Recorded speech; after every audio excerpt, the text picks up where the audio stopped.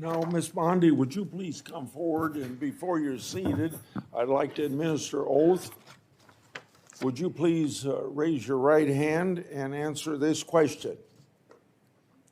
Do you swear that the testimony you're about to give to this committee will be the truth, the whole truth, and nothing but the truth, so help you God? Please be seated and move ahead with your opening statement.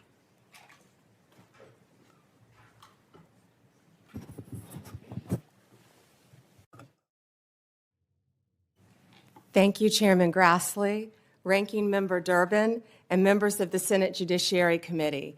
I've had the opportunity to meet with almost all of you, and I greatly appreciate that.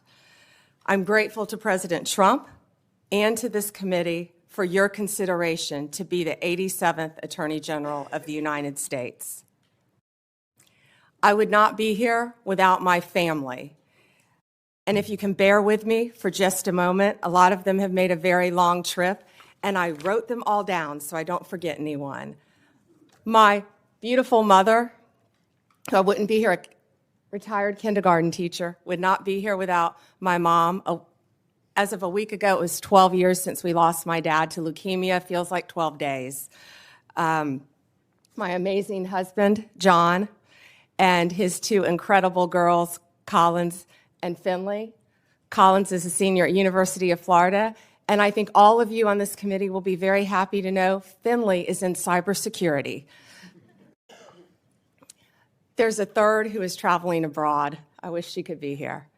My amazing father-in-law, David, my sister, Beth, my brother-in-law is home with my niece, my nephews, if you could just raise your hand, Evan, Jake, and soon-to-be niece, Savannah.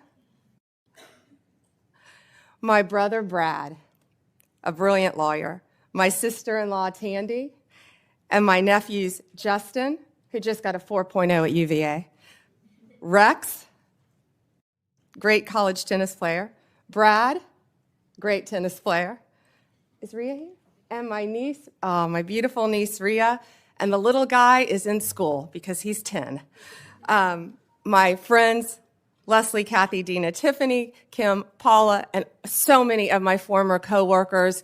And Ranking Member Durbin, if you want to get dirt on me, these women have known me since I was a child. Seriously, most of them. So thank you for indulging me in that. They've all made a very long trip to be here, and thank you for holding my hearing as well and not postponing it. I appreciate that. Thank you all. From the moment I interned at the state attorney's office in Tampa, Florida, all I wanted to do was be a prosecutor.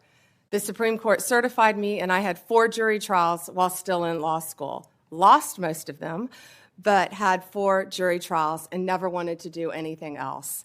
I continued my career there, trying everything from DUIs, domestic violence cases, capital murder cases, the whole gamut.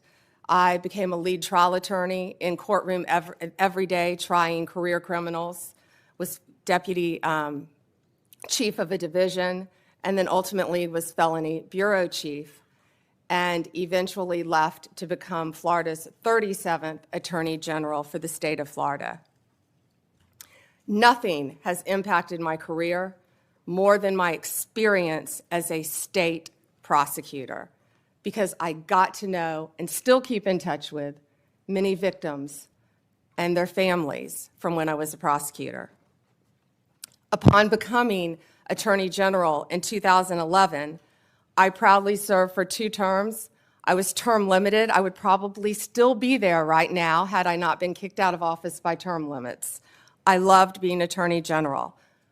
I did my best to keep Florida safe, to continue to stand up for victims of crime, and to fight the opioid crisis and the drug crisis that was not only facing Florida, but this entire country.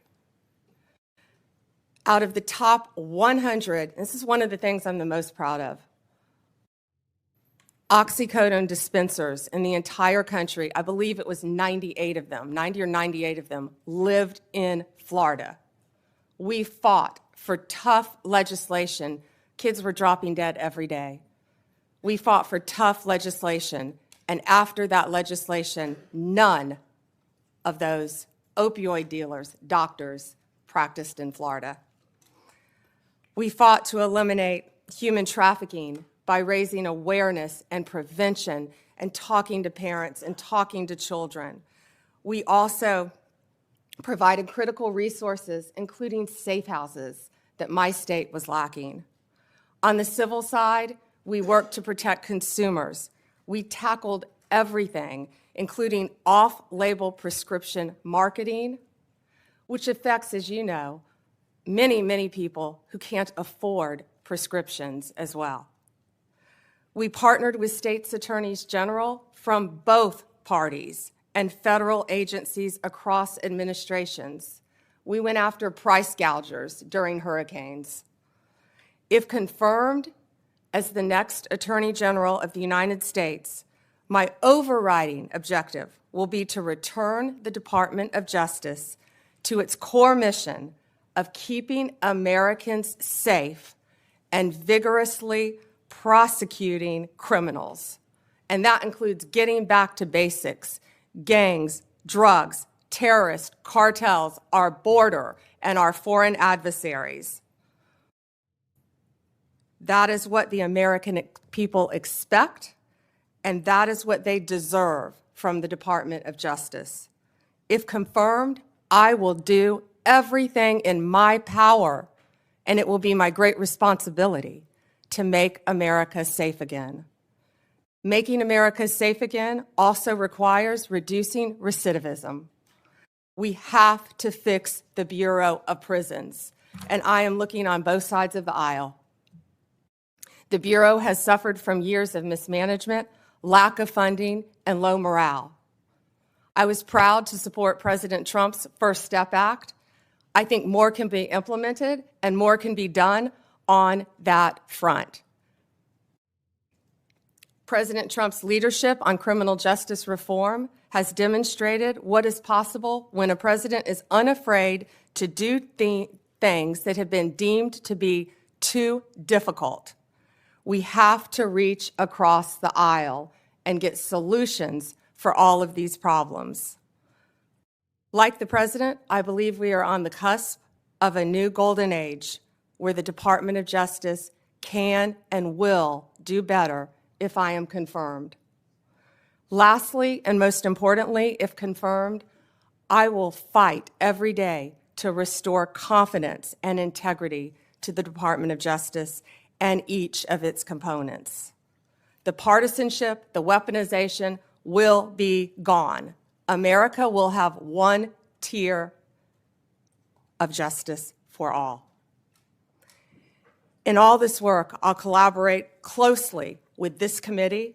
I will work with all of you, as I've committed to do when I met with almost all of you. And I will partner not only with the federal agencies, but with the state and local officials throughout our great country. I look forward to answering your questions today and working together for this country and our Constitution. Thank you, Senators.